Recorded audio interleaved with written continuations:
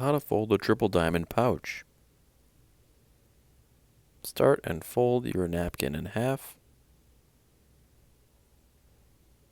Fold it in half again. Now bring the loose corners to the top. Take the top one and fold that all the way to the bottom. Grab the next corner and fold that down, but leave about an inch gap. Do that again with the third one.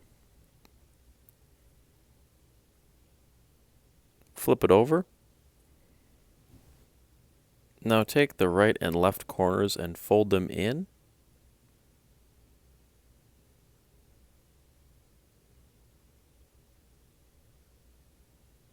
Flip it over.